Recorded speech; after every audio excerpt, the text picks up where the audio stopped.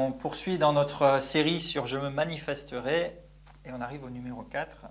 Alors c'est toujours la consécration, comme la dernière fois, sauf avec une perspective un petit peu particulière. Donc dans le numéro 3, on a parlé de la consécration dans le sens particulièrement que Dieu nous a consacrés, il nous a mis à part et que nous aussi nous sommes appelés à nous consacrer en réponse à ça, à le consacrer, l'élever, le glorifier par-dessus tout, et qu'il y avait derrière une vision, un appel ultime à tout cet ensemble. Et aujourd'hui, je voudrais particulièrement regarder la consécration de nouveau, mais dans le deuxième volet que je vous avais présenté rapidement, et plus au sens du dévouement et même de la détermination. Là, je voudrais vous parler aujourd'hui de dévouement et de détermination. Donc on est toujours dans Jean 14 et au verset 21. Jean 14, 21. Petit à petit, vous allez commencer à le connaître par cœur et ça sera une bonne chose. « Celui qui a mes commandements et qui les garde, c'est celui qui m'aime. Celui qui m'aime sera aimé de mon Père, je l'aimerai et je me manifesterai à lui. » Et ici, on avait vu la dernière fois que quand il est dit « celui qui garde mes commandements », on peut aussi, comme l'une des définitions, avoir la consécration. C'est-à-dire celui qui chérit, celui qui s'attache ou celui qui se consacre à mes paroles, à mes commandements. Et on avait vu, je reprends rapidement la définition, donc se consacrer, il y avait le volet sanctifié, affecté, attribué. C'est plutôt ce qu'on a traité la dernière fois. Et il y a aussi tout un volet se consacrer qui veut dire s'abandonner tout entier à la réalisation de quelque chose. Donc s'abandonner tout entier à la réalisation de quelque chose, employer son temps à quelque chose ou au service de quelqu'un, s'attacher, se dédier, s'adonner, s'appliquer, se livrer, s'investir, et celui-là je l'aimais bien, se réserver ou se spécialiser. Bon, ça fait un peu dicté pendant 2 minutes, mais ça vaut le coup de noter et puis de méditer sur tous ces volets. C'est vraiment intéressant. Donc, se donner, s'abandonner à la réalisation de quelque chose, employer son temps à quelque chose ou au service de quelqu'un, se vouer à quelque chose, s'attacher, se dédier, s'adonner, s'appliquer, se livrer, s'investir, se réserver et se spécialiser. Donc on peut parler clairement de dévouement. D'accord ? Je rappelle encore une fois, le mot consécration n'est pas là, mais finalement, dans différentes paroles de Jésus, on retrouve ces différentes facettes et qui vont avec celui qui garde mes paroles, celui qui se consacre. Et je voudrais vous parler de dévouement et de détermination. Et ce matin, ça m'a fait sourire pendant que j'étais en train de déblayer la neige autour de la maison, parce que j'ai dit, voilà, oui, je vais parler de dévouement et de détermination, et ce matin j'aurais peut-être des raisons de ne pas sortir de chez moi, mais on veut être dévoué et déterminé, et ce n'est pas un peu de neige, ou même un peu plus de neige, et même un peu de verglas, et même une petite glissade au passage, mais ce n'est pas ça qui va nous arrêter. On va être des gens déterminés, dévoués, qui se donnent. Et je ne vous demande pas de m'applaudir, d'accord, et de me féliciter, mais c'est juste un petit exemple, et ça commence par des petites choses comme ça. Et je voudrais vraiment aujourd'hui qu'on s'arrête un peu là-dessus, et premier point, et ce qui est une question aussi, l'aimez-vous assez pour faire ce qu'il dit ? Alors de prime abord, on dirait tous, bah oui, bien sûr que je l'aime. Mais est-ce que je l'aime assez pour faire ce qu'il dit ?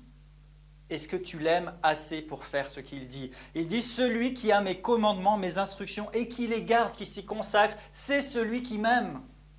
Est-ce que je l'aime assez pour faire ce qu'il dit ? Regardez verset 22, tout de suite après, Jude, non pas l'Iscariote, lui dit, Seigneur, d'où vient que tu te feras connaître à nous et pas au monde ? Et Jésus lui répond, si quelqu'un m'aime, on retrouve encore cette condition, si quelqu'un m'aime, il gardera ma parole et mon Père l'aimera, nous viendrons à lui et nous ferons notre demeure chez lui. Mais celui qui ne m'aime pas ne garde pas mes paroles. Et on pourrait dire inversement, celui qui ne garde pas mes paroles ne m'aime pas. Alors ça peut paraître un peu dur, mais ce n'est pas moi qui le dis, c'est Jésus. Celui qui ne m'aime pas ne garde pas mes paroles, et la parole que vous entendez n'est pas de moi, mais du Père qui m'a envoyé. Donc Jésus, il a fait la même remarque que moi. Il a dit, ce n'est pas juste moi qui vous le dis, c'est le Père. Et moi, ce n'est pas juste moi, Fabien, qui vous le dit, c'est Jésus. Ok, donc c'est une parole qui vient de la part du Père. Et en fait, pour certaines personnes, malheureusement, Jésus n'est pas réel du tout, et y compris des gens qui vont à l'église, y compris des gens qui prient, y compris des gens qui lisent la Bible, y compris des gens qui ont des activités supposément spirituelles. Mais est-ce que Jésus est vraiment réel pour chaque croyant? La réponse, on l'a, c'est non. D'accord? Et si on faisait un sondage, ça se vérifierait. Et peut-être même, parmi nous, on pourrait se poser la question, est-ce que Jésus est vraiment réel pour moi? Est-ce que Jésus se manifeste véritablement à moi? Et la question qu'on peut se poser, si c'est non ou si je ne suis pas trop sûr, c'est de se dire, qu'est-ce qui cloche? Et ici, on a l'instruction dans ce simple verset qui nous a déjà accompagnés pendant aujourd'hui le 4e message.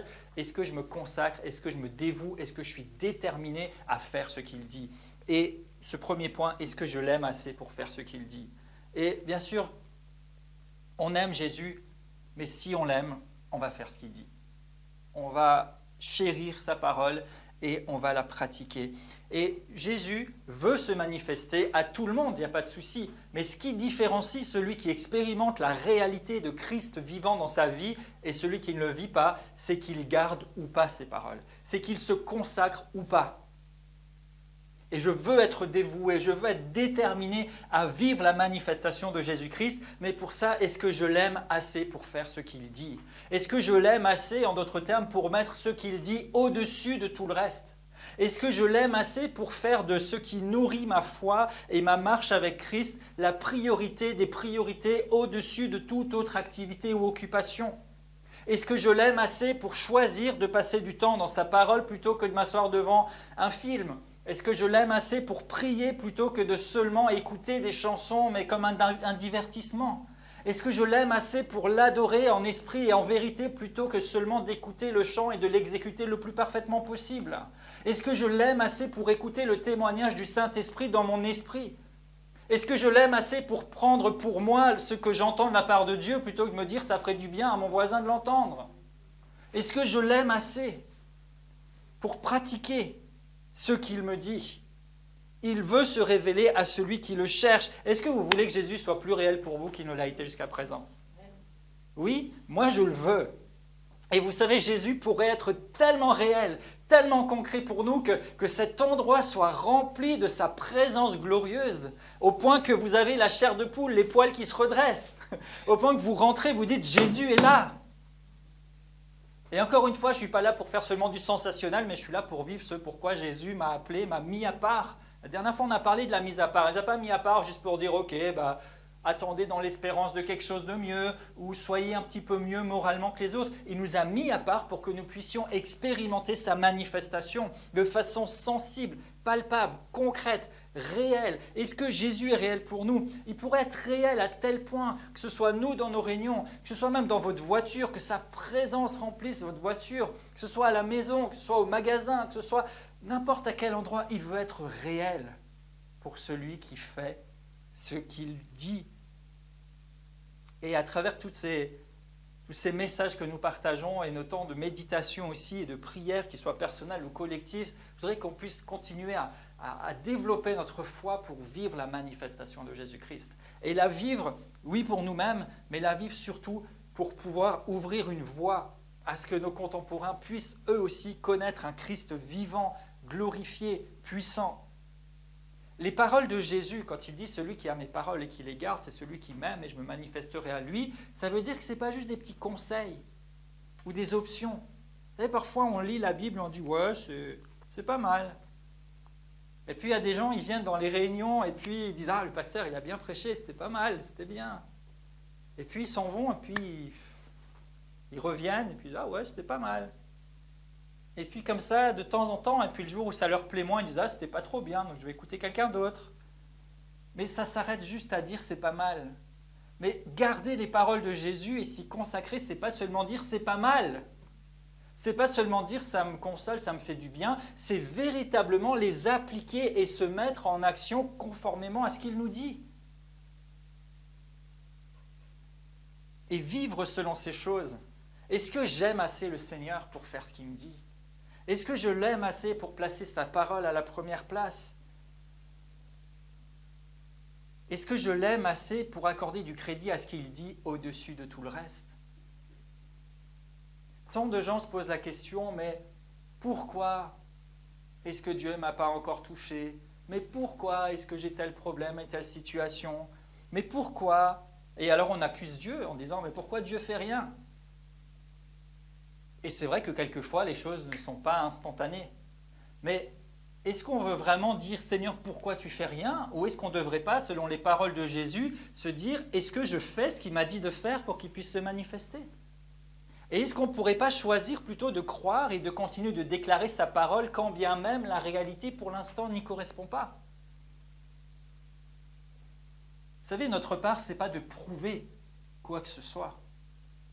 Notre part, c'est d'annoncer et d'être d'accord avec les paroles du Seigneur et d'en faire part aux gens autour de nous. Mais pas d'en donner la preuve. La preuve, c'est au Seigneur de le faire. Ma responsabilité, c'est de dire ce qui est vrai. C'est de parler la parole de Dieu, c'est de donner les paroles du Maître et d'amener les gens à Jésus. Et quand je dis les gens, je nous inclus nous-mêmes. Notre part, c'est de nous amener, au niveau de nos réflexions, de nos émotions, à Jésus, régulièrement. Et pas de prouver que ce qu'il a dit est vrai. On part du principe que c'est vrai, parce qu'il est notre Seigneur et qu'il est la vérité et que sa parole est la vérité. Et quand bien même les choses ne sont pas comme ça, je décide de croire. Vous savez, il y a des gens qui arrivent à croire en tout et n'importe quoi, sauf en Dieu et en Jésus. Mais c'est une décision de croire. Et vous pouvez décider de croire que Jésus va se manifester si vous faites ce qu'il dit. Jean 21, verset 15.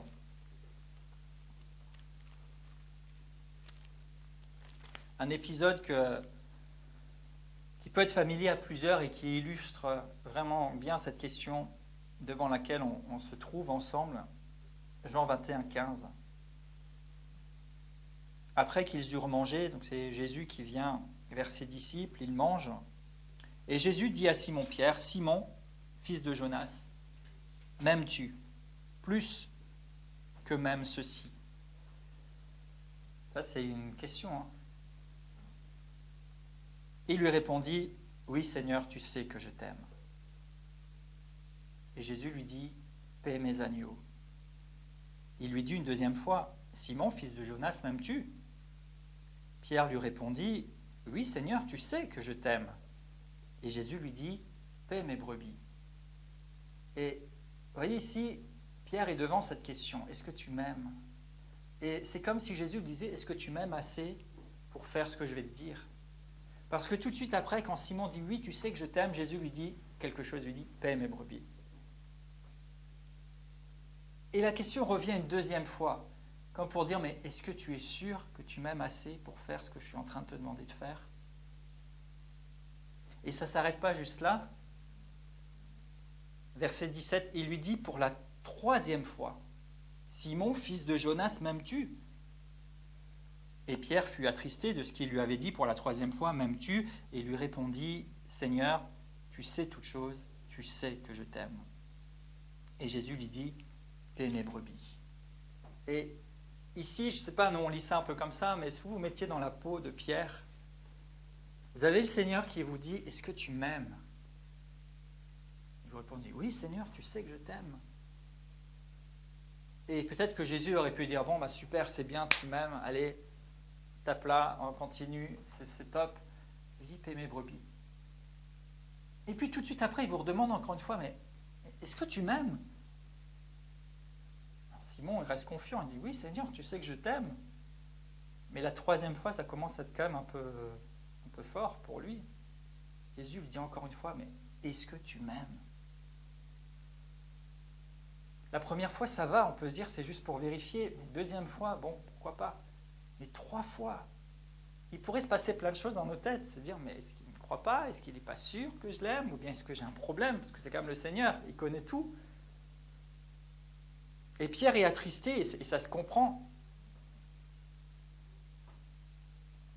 Mais cette question, on la retrouve ici en disant, mais est-ce que tu m'aimes? Et ce que Jésus cherche en premier chez nous, chez ses disciples, c'est pas de faire quelque chose, c'est d'abord, est-ce que tu m'aimes? Et si tu m'aimes suffisamment, ou si tu m'aimes, là, je peux te donner des choses à faire. Et est-ce que tu vas m'aimer assez pour être fidèle à ce que je vais te dire? Est-ce que tu vas m'aimer assez pour faire ce que je vais te demander de faire? M'aimes-tu? Et Jésus n'était pas là, bien sûr, pour l'accuser, le condamner ou pour l'écarter. Et malgré tout ce qu'il avait vécu, alors on peut l'interpréter de plusieurs façons et faire des parallèles. Ici, Pierre a renié Jésus 3 fois et Jésus lui demande 3 fois, est-ce que tu m'aimes? Peut-être, mais il n'en demeure pas moins qu'on retrouve ici cette nécessité de garder et de remettre toujours à la première place, est-ce que je l'aime et est-ce que je l'aime assez pour faire ce qu'il me dit? Alors selon tout ce qu'on a dit, est-ce que vous aimez encore le Seigneur? Est-ce que vous êtes prêt à faire ce qu'il vous a dit? Notre amour pour Dieu ne consiste pas tellement en ce qu'on peut dire qu'en ce qu'on peut faire. Et faire ce qu'il nous dit de faire. Et là, il y aurait beaucoup à dire aussi, mais ce n'est pas juste la quantité des choses qu'on fait, c'est est-ce qu'on l'aime assez pour faire ce qu'il nous dit de faire? Parce qu'on pourrait dire, mais Seigneur, moi je fais plein de choses, tu vois bien que je t'aime, je fais plein de choses, mais est-ce que tu fais ce qu'il te dit de faire? M'aimes-tu assez pour ça? Et il y a des choses qui peuvent venir en travers, et déjà dans l'Écriture, on voit cette réalité. L'amour du monde va mettre un frein à notre capacité à accomplir ce que le Seigneur voudrait et à faire ce qu'il nous dit de faire. 1 Jean 2, verset 15,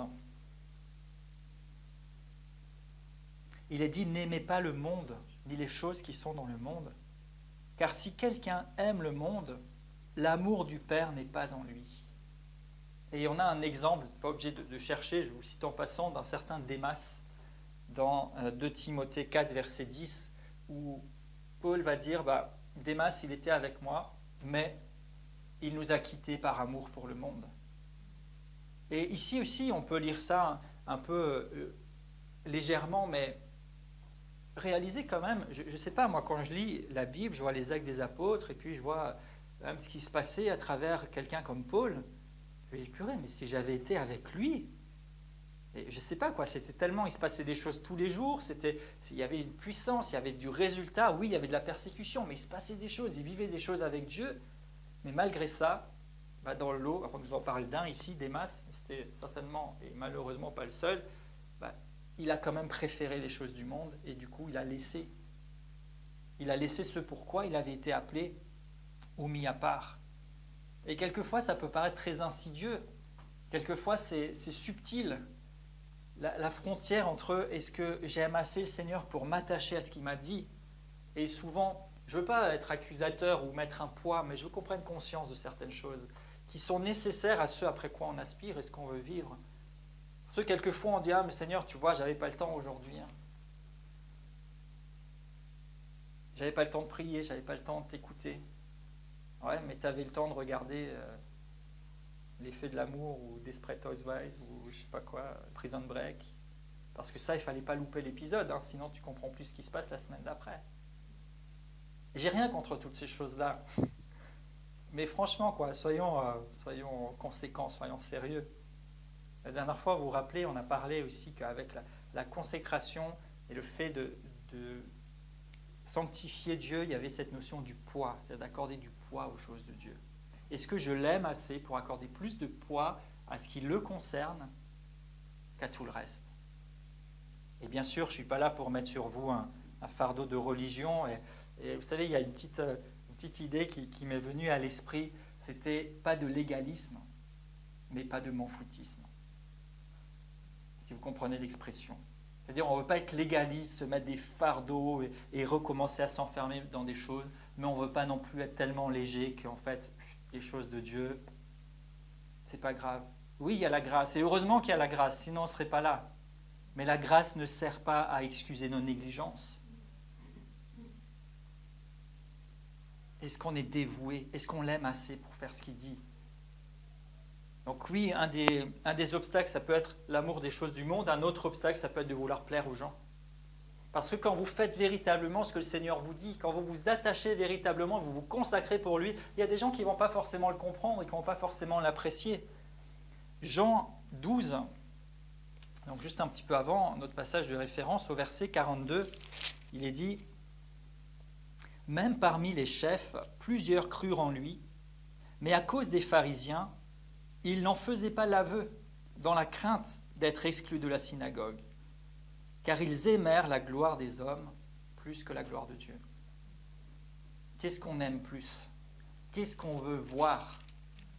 Et on dit quelquefois, et c'est bon de s'encourager et de proclamer, de déclarer, mais si vraiment je veux voir la gloire de Dieu et je veux qu'elle soit manifeste et évidente et concrète, il faut que je choisisse clairement, est-ce que j'aime la gloire de Dieu plus que la gloire des hommes, ou est-ce que je préfère qu'on m'approuve et qu'on m'applaudisse humainement, auquel cas, forcément, je crée un déséquilibre. Si je veux vivre la gloire de Dieu et sa manifestation, il me faut l'aimer plus que tout, et même plus que l'approbation des gens. Est-ce que je cherche l'approbation des hommes ou est-ce que je cherche l'approbation de Dieu et la manifestation de sa gloire, de sa présence, de sa puissance? Jésus était très clair sur ce sujet et quelque part il dira même si quelqu'un ne... Alors déteste, c'est une des traductions, si quelqu'un ne me préfère pas, même à ses parents, à son frère, à sa sœur, à sa maison, etc., il n'est pas digne de me suivre. Qu'est-ce qu'on préfère? Et il disait à ses disciples aussi, si vous allez quelque part et qu'on vous accueille, laissez la paix dans cette maison. Mais si on ne vous accueille pas, qu'est-ce que vous faites? Vous secouez la poussière de vos pieds et vous continuez votre chemin. Il ne leur a pas dit, si on ne vous accueille pas, essayez de trouver un terrain d'entente avec les gens. Ça, c'est un grave, grave danger. Parce que quand on dit terrain d'entente, on dit quelquefois compromis. Et aujourd'hui, compromis, c'est devenu comme pour dire oui, c'est se mettre d'accord, mais vous savez que compromis, c'est quelque chose aussi d'assez négatif, parce que compromettre, ça veut dire mettre en péril. Et on ne veut surtout pas compromettre la gloire de Dieu pour gagner la gloire des hommes, n'est-ce pas? Moi, je préfère que les gens me disent « Ah, mais toi... » Et j'en ai déjà entendu, et certainement que j'en entendrai encore, et je ne sais même pas tout ce que je n'entends pas. Mais ça ne fait rien, parce que j'ai choisi quelque chose, je veux la gloire de Dieu dans ma vie. Et pour ça, il me faut être dévoué. Est-ce que je l'aime assez pour faire ce qu'il me dit, pour le mettre avant l'amour des choses du monde, pour le mettre avant l'approbation des gens? À chacun le soin de répondre. Deuxième point et question que je vous propose, ou du moins une question qui est plus une affirmation dans ce que Jésus nous dit. Il nous dit, si vous vous consacrez, alors vous rendrez le vécu possible. Est-ce que vous voulez vraiment le vécu? Est-ce que tu veux vraiment vivre sa manifestation? Parce que des fois, les choses disent, ah ouais, c'est bien, Jésus veut se manifester et tout. Mais est-ce qu'en réalité, là, au fond, on le veut vraiment ou pas? Parce que si c'est juste une idée, ah ouais, c'est pas mal, Dieu fait des choses, ok. D'accord, ouais, c'est bien. Mais est-ce que je le veux vraiment? Et si je le veux, je vais me consacrer. Je vais être dévoué pour cette chose-là. Est-ce que je le veux vraiment? Jésus dit dans Jean 8, versets 31 et 32, « Si vous demeurez dans ma parole, vous êtes vraiment mes disciples. Vous connaîtrez, ce qui veut dire avoir une relation avec, percevoir ou saisir la vérité, et la vérité vous affranchira, vous rendra libre. » Donc il dit, si vous demeurez dans ma parole, vous êtes vraiment mes disciples, et vous aurez une relation avec la vérité. Vous percevrez, vous saisirez, vous vivrez la vérité, et ça vous rendra libre. Donc pour Jésus, comme dans d'autres passages, c'est normal que si on a sa parole et qu'on la garde, on vive quelque chose. Mais est-ce que nous, on le veut? Est-ce qu'on veut le vécu? Vous savez, même dans la vie courante, on apprend énormément par ce qu'on vit. Le vécu, c'est la meilleure façon d'apprendre quelque chose, parce que ça vous marque, parce que vous l'avez expérimenté.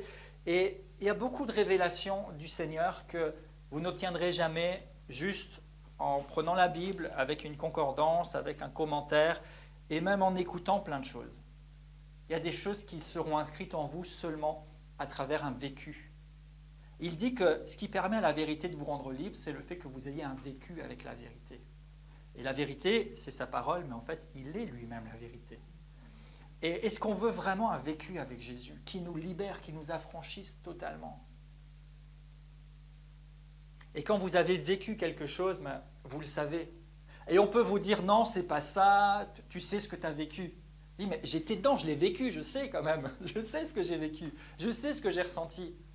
Et là, on peut vous raconter toutes sortes de choses et même vous démontrer de façon logique ou scientifique que ce n'est pas possible. Si vous l'avez vécu, vous l'avez vécu. Et Jésus veut que nous ayons vécu des choses avec lui, que nous vivions sa manifestation, sa réalité, pour que justement sa vérité, sa puissance soit tellement ancrée en nous que rien ni personne ne pourra nous l'arracher parce qu'on sait ce qu'on a vécu. On sait qui on a rencontré, on sait en qui on croit parce qu'on vit quelque chose avec lui. Et on peut discuter, mais vous le savez. Et vous le savez pas seulement parce que quelqu'un vous a raconté une histoire, vous le savez pas seulement parce que vous avez lu un bon livre ou parce que vous avez entendu un bon témoignage, mais vous le savez parce que vous avez vécu. Et je veux vous encourager à vous poser la question, qu'est-ce que j'ai vécu avec Dieu? Et si vous ne trouvez pas grand-chose, ce n'est pas grave, c'est le moment de vous y mettre. Et dire, mais Seigneur, je veux vivre des choses avec toi. Parce que c'est ce que Jésus veut. Il ne nous a pas appelés juste à accepter des idées, un message, une théologie, une idéologie. Il nous a appelés à vivre quelque chose avec lui. Parce qu'il veut vivre des choses avec nous, parce qu'il veut demeurer en réalité dans notre vie et se manifester. Est-ce que vous avez vécu quelque chose? Quand vous avez vécu, on peut tout vous dire, vous savez ce que vous avez vécu, vous savez en qui vous avez cru. Et c'est pour ça que c'est bon d'avoir une relation personnelle et un vécu personnel avec Dieu, chacun d'entre nous. Et d'amener les gens aussi à vivre quelque chose réellement avec Dieu. Alors comment on fait pour le vivre? Eh bien, le mot-clé, c'est l'obéissance. Est-ce que je suis prêt à faire ce qu'il me dit de faire pour le vivre? Et vous savez, il y a beaucoup de gens qui font plein de choses. Et beaucoup de gens qui prient, et j'en ai vu, et qui malheureusement se sont découragés, et d'autres qui persévèrent, mais qui ne voient pas forcément plus de choses. Et moi-même, je me suis posé, et je me pose régulièrement des questions, et de voir qu'est-ce que je peux faire, qu'est-ce que je dois faire ou quoi. Mais en fait, la clé, c'est simplement d'écouter ce que Dieu nous demande de faire à chaque moment, et d'obéir simplement. Parce qu'il y a des gens qui sont là à essayer de chercher. Donc ils prient, ils jeûnent, ils font plein de choses, et ils font des nuits et des journées et des semaines et plein de choses comme ça pour voir la puissance de Dieu. Et c'est pas mauvais encore une fois en soi, mais ce que Dieu demande ici dans sa parole, il ne nous dit pas fais plein de jeûnes, fais plein de prières, abstiens-toi de plein de choses. Qu'est-ce qu'il nous dit? Il nous dit fais ce que je te dis et je me manifesterai. Et bien sûr qu'à certains moments, le Seigneur va te dire, je voudrais maintenant que tu te consacres et que tu jeûnes. Je voudrais que tu prennes du temps à part dans la prière. Je voudrais que tu passes du temps dans ma parole, dans telle partie, parce que j'ai à te parler. Quand vous le faites parce qu'il vous l'a dit et que vous obéissez, là, ça produit quelque chose. Mais ce n'est pas parce que vous faites plein de choses que Dieu va forcément faire quelque chose si vous ne faites pas ce qu'il dit. Ça va? Et aussi étrange que ça puisse paraître, c'est plus facile de se mettre une certaine discipline à dire, voilà, je vais jeûner, ou voilà, je vais prier tant de temps et faire telle chose, que de vraiment faire ce qu'il nous dit de faire. Parce que parfois, ce qu'il nous dit de faire, c'est pas forcément de jeûner, c'est pas forcément de prier, je sais pas quoi, mais parfois, ce qu'il nous dit de faire, c'est complètement autre chose, mais ça nous oblige à sortir de notre zone de confort. Ça nous oblige à dépasser nos propres limites ou le cercle qu'on s'est peut-être fixé. Parce que c'est parfois plus facile de jeûner, de prier, d'être dans la parole, quoique, mais c'est parfois plus facile de le faire pour se donner le sentiment d'avoir fait des choses pour que Dieu nous réponde, que de vraiment faire ce qu'il nous a dit de faire. C'est plus facile de prendre une semaine, par exemple, pour jeûner ou pour prier, que de pratiquer au quotidien la parole de Dieu. C'est plus facile. C'est pour ça que Dieu n'est pas impressionné, nulle part dans la parole, on ne voit Dieu impressionné par un sacrifice que fait quelqu'un. D'ailleurs, au contraire, il dit, il prend plaisir à l'obéissance et non au sacrifice. Et Dieu est plus impressionné par quelqu'un qui, jour après jour, fait des choses qui, peut-être à ses yeux, à lui, paraissent insignifiantes, mais qui correspondent à ce qu'il a dit. 1 Samuel 15, 22, que je viens de citer, l'obéissance vaut mieux que les sacrifices. C'est-à-dire que si on fait les choses seulement comme un rituel, comme un acte qu'on doit poser, c'est juste un sacrifice et ça n'a pas de signification aux yeux de Dieu. Ce qu'il veut, c'est l'obéissance. Si je fais une chose par obéissance, ça vaut mieux que de faire des, et j'ai envie de dire pseudo-sacrifices, parce qu'en fait, ils naissent de moi et pas de lui. Et bien sûr que l'obéissance va supposer des sacrifices, mais c'est la source qui est importante. Est-ce que je fais des sacrifices pour que le Seigneur fasse quelque chose, ou est-ce que j'obéis, ce qui peut m'amener à faire des sacrifices? Mais je sacrifie par obéissance. Et la source, c'est lui, c'est sa parole. Vous savez, il y a des gens qui disent, oui, mais si Dieu se montrait, alors je croirais. Ok, mais ce n'est pas ce que dit la parole de Dieu. Jésus dit, si tu te consacres à mes paroles, alors je me manifesterai. Donc, ne mettez pas les choses à l'envers. Dites pas, Seigneur, quand tu vas te manifester, là, je vais m'engager avec toi, là, je vais vraiment prendre du temps. Ça ne fonctionne pas. Ça, ce n'est pas l'obéissance. L'obéissance, c'est faire ce qu'il dit. Et ce qu'il dit, c'est si tu gardes ma parole, alors je me manifesterai. Et peut-être que c'est trop simple, parfois, pour qu'on puisse l'accepter. Mais en fait, ça comprend beaucoup plus de choses que ce qu'on imagine. Jésus veut se rendre réel. Regardez 1 Jean 2.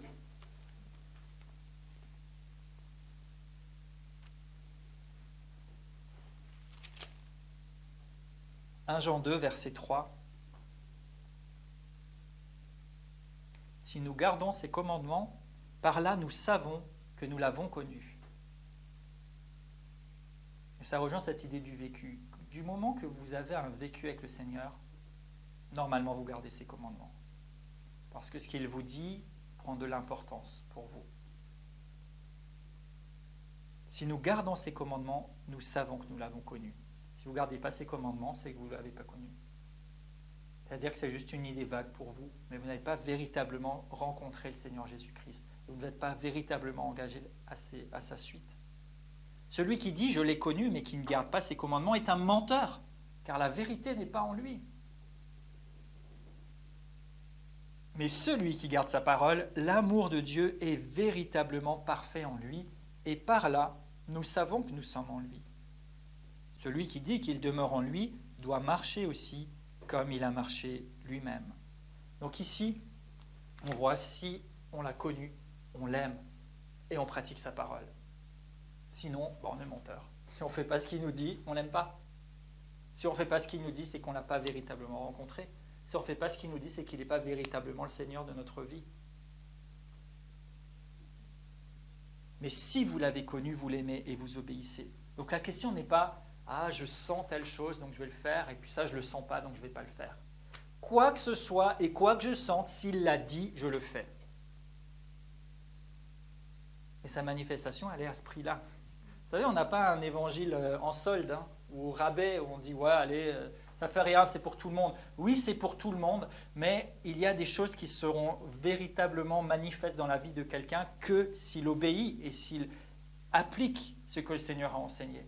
Tout le monde peut être sauvé, mais tous les gens que nous croisons dans la rue ne sont pas sauvés. Ils le sont, mais ils ne le sont pas. Qu'est-ce que je veux dire par là? C'est que Jésus a fait une fois pour toutes la rédemption pour tout le monde, mais il faut à un moment donné se repentir, renoncer à une façon de vivre et l'accepter.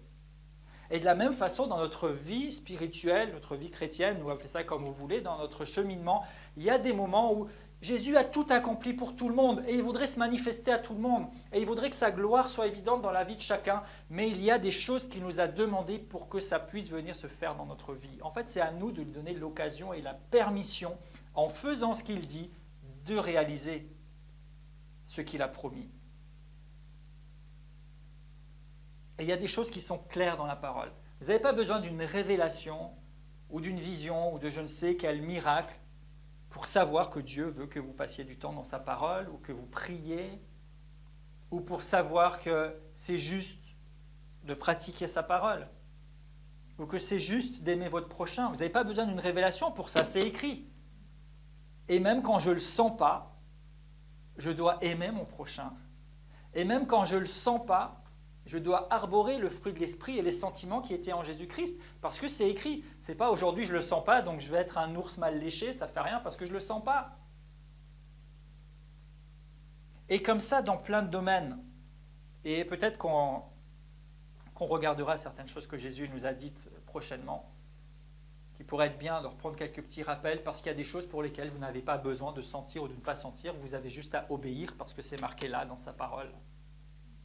Et que c'est la vérité, et que si vous gardez sa parole, que vous y consacrez, alors vous lui donnez l'occasion de se manifester, que vous en ayez envie ou pas. Il y a des choses, vous savez, que je fais par envie et par plaisir et avec motivation, mais il y a d'autres choses que je fais juste parce que je sais qu'elles sont justes. Et bien sûr que j'essaie d'y mettre un cœur joyeux, mais il y a des choses, je ne dis pas faites-le parce que vous êtes joyeux, il dit faites-le parce que je l'ai dit.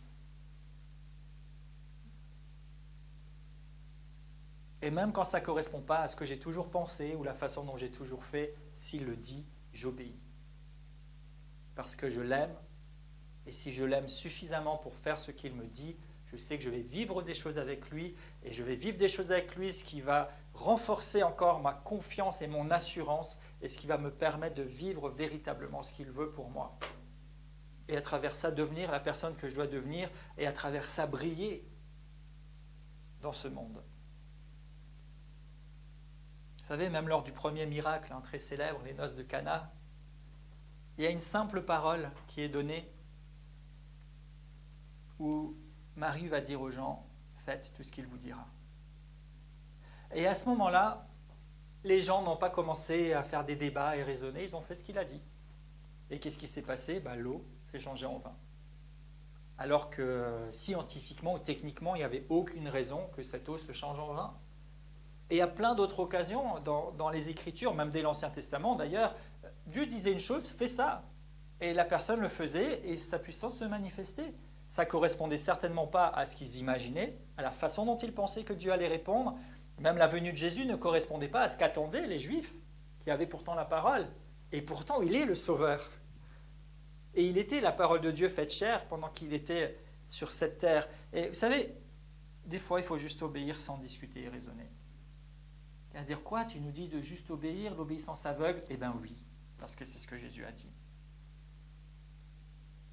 Et bien sûr qu'on a la grâce de pouvoir comprendre pas mal de choses à travers la parole de Dieu et dans notre relation avec lui. Souvent, il va nous faire comprendre les choses.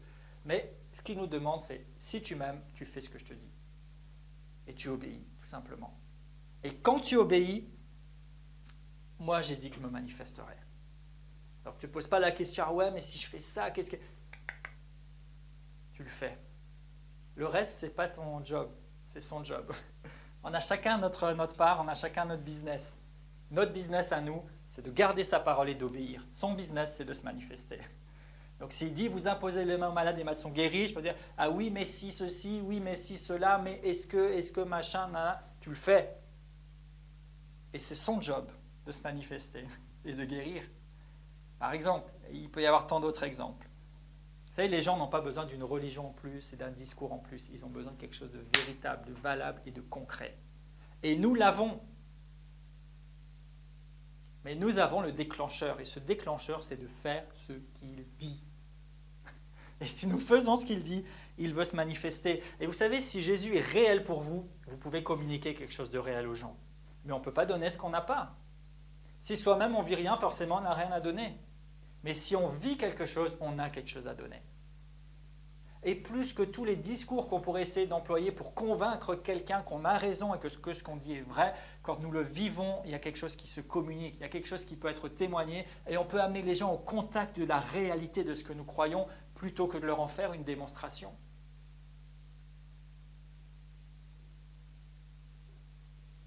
Jacques 1, 22, mettez en pratique la parole. Et s'il vous plaît, ne vous dites pas, ça on connaît. C'est vrai qu'il y a plusieurs choses que je vous dis aujourd'hui que plusieurs connaissent. Mais la question n'est pas tant de ce que je connais, la question c'est qu'est-ce que je fais de ce que je connais. Mettez en pratique la parole et ne vous bornez pas à l'écouter en vous trompant vous-même par de faux raisonnements, car si quelqu'un écoute la parole et ne la met pas en pratique, il est semblable à un homme qui regarde dans un miroir son visage naturel et qui, après s'être regardé, s'en va et oublie aussitôt comment il était. Mais celui qui aura plongé les regards dans la loi parfaite, la loi de la liberté, et qui aura persévéré, n'étant pas un auditeur oublieux, mais se mettant à l'œuvre, celui-là sera heureux dans son activité. Donc ici, on voit, ce n'est pas juste comme ça, on met en pratique.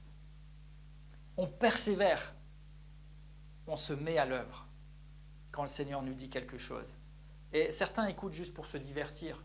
Comme j'ai dit avant, il y a des gens qui arrivent à l'église et puis qui acquiescent, mais ça ne change rien dans leur vie. On peut écouter, et aujourd'hui on a cette grâce qui peut être à la fois une bénédiction, mais qui peut à la fois être juste un divertissement comme un autre. On peut écouter, si on veut, à longueur de journée, des vidéos, des MP3, des CD, tout ce qu'on veut. Et ça peut être une énorme bénédiction. Mais ce qui va vraiment bénir quelqu'un, c'est qu'est-ce que j'en fais? C'est pas tant ce que tu sais, ce que tu écoutes, ce que tu as un jour entendu ou vu. Qu'est-ce que ça fait? Qu'est-ce que ça a changé dans ta vie? Des fois on dit « Ah oui, un jour j'avais entendu un message sur ça, c'était super bien. » Ok, mais ça a changé quoi? Qu'est-ce que tu en as fait? C'est pas le tout de pouvoir citer tel ou tel truc, c'est qu'est-ce que tu en as fait? C'est pas le tout de pouvoir dire j'étais fidèle pendant tant d'années à un endroit où j'étais bien enseigné, gloire à Dieu, mais qu'est-ce que tu fais de ce que tu as été enseigné? Qu'est-ce que ça a changé dans ta vie? Quand est-ce que ça change quelque chose? Quand tu le mets en action, quand tu le pratiques.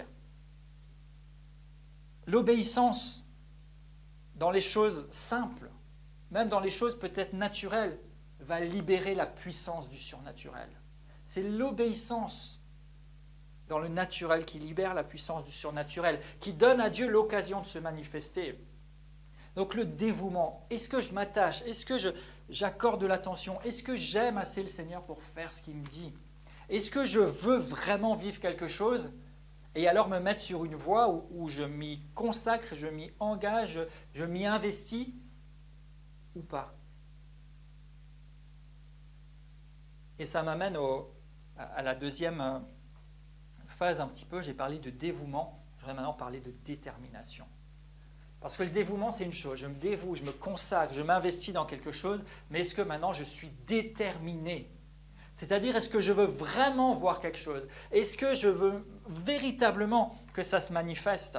Matthieu 11, verset 12, il est dit « Depuis Jean-Baptiste et jusqu'à présent, le royaume des cieux est forcé, c'est-à-dire il est pris par la force, et ce sont les violents ou les énergiques qui s'en emparent, c'est-à-dire qui s'en saisissent ou qui le réclament ardemment pour eux. » Et j'aime bien cette traduction, ce sont les énergiques qui s'en saisissent. Parce que des fois, violent, on a un petit peu pris ça bizarrement. Mais véritablement, le mot, c'est les énergiques. Est-ce que vous êtes énergique? Est-ce que vous êtes déterminé? Quand on est déterminé à quelque chose, on met de l'énergie. On y va, on tape dedans, comme on dit des fois. C'est pas juste, ouais, je me dévoue à ça, et puis bon, bah, attendons et voyons, ça va peut-être venir. Non, je suis dévoué, je suis déterminé. Je mets de l'énergie pour m'en saisir. Et ça revient souvent dans l'Écriture. Jésus dira, si tu crois, c'est pas si moi j'ai la puissance, c'est si tu crois, ça va se manifester. C'est si tu dis à la montagne de bouger, qu'elle va bouger. Si vous aviez pris autorité sur la tempête, vous auriez pu vous débrouiller tout seul. Il dit, allez, faites. Des verbes d'action qui reflètent la détermination à quelque chose. Est-ce qu'on se bouge? Est-ce qu'on se met en mouvement?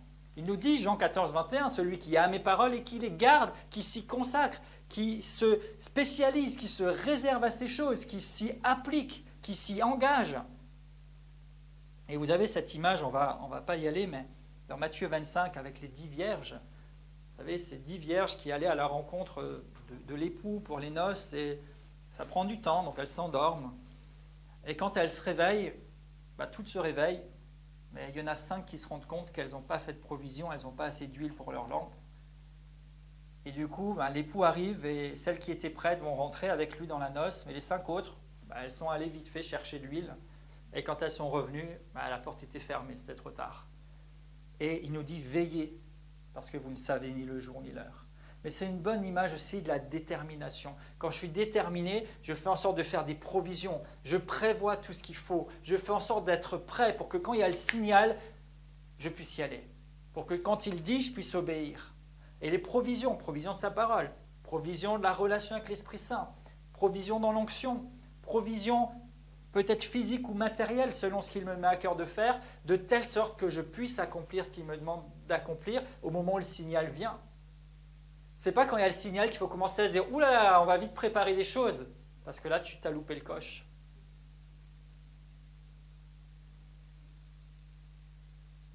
Matthieu 22, 37, je vais finir avec juste quelques citations sur cette détermination. Il dit « Tu aimeras le Seigneur ton Dieu ».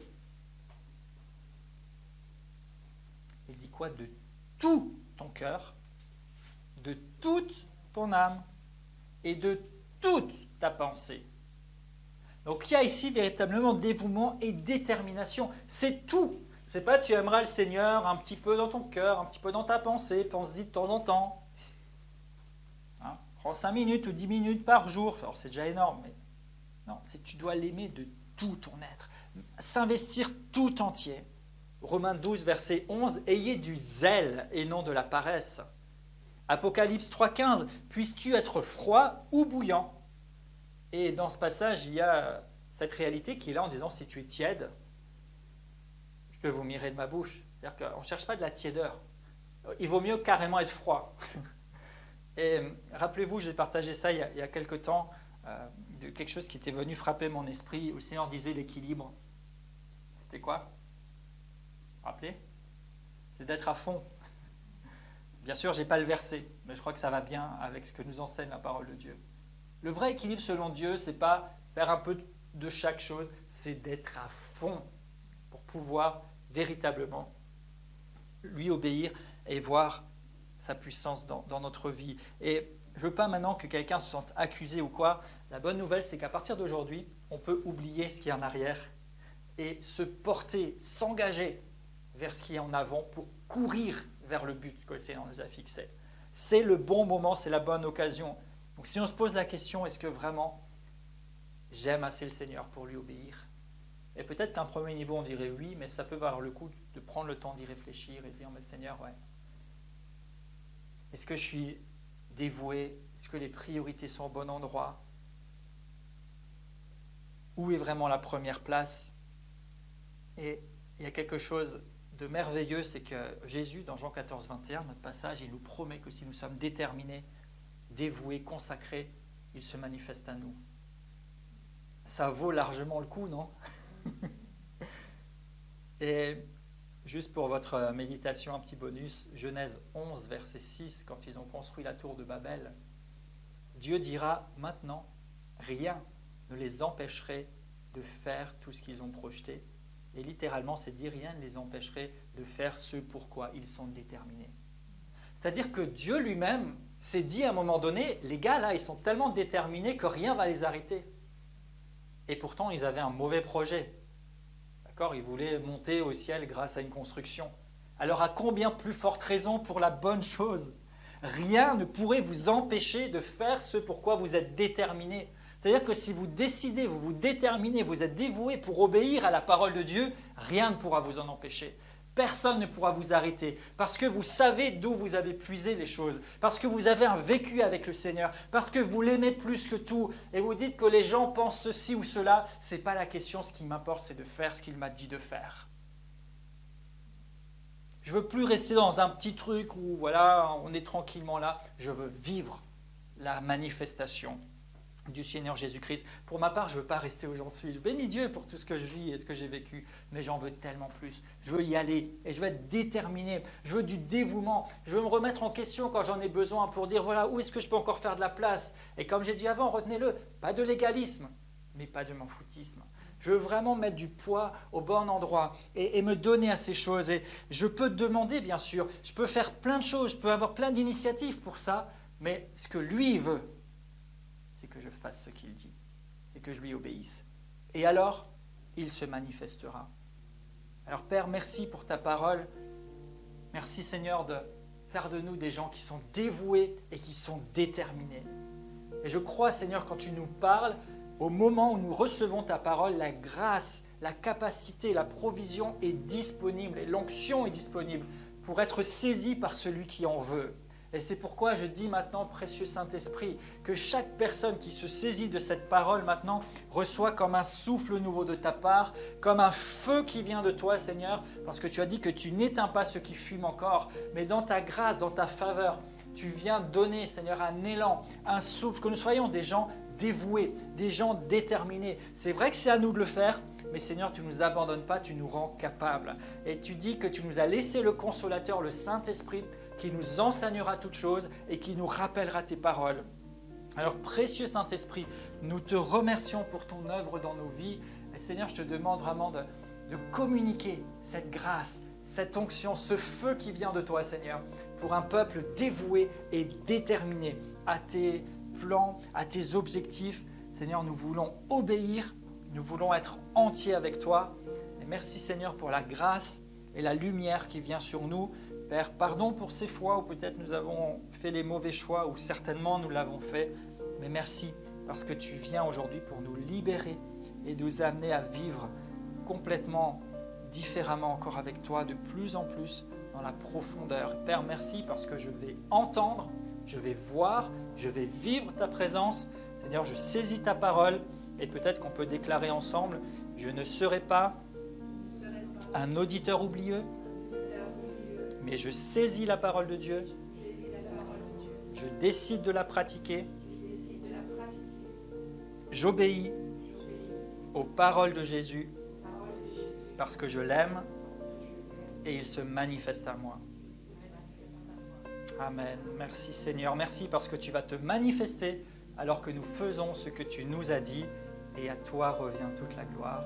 Amen.